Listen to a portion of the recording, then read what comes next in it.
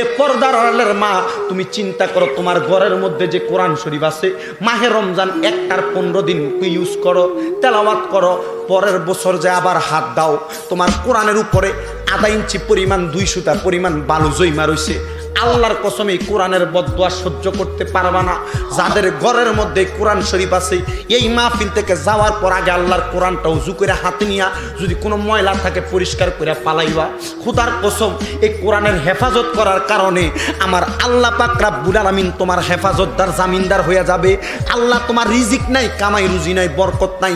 এ বরকত হবে কেমনে? তোমার ঘরের কোরআন শরীফের উপরে তোমার আধা ইঞ্চি পরিমাণ বালু। এ বরকত হবে কেমনে? ঘরের মধ্যে খোদাই রহমত আসবে কেমনে? আল্লাহর কোরআন তেলাওয়াত বছরে একবার তেলাওয়াত করতে ভুইলা যাও। মাহে রমজানে প্রথম রমজান নিলে 15 রমজান পর্যন্ত পড়ো, আবার ঈদ মার্কেটের সময় আসলে আবার কোরআন তেলাওয়াত ভুইলা যাও না। মুসলমানের পরিচয়টা নয়, আল্লাহর কোরআনটারে বুকে ধারণ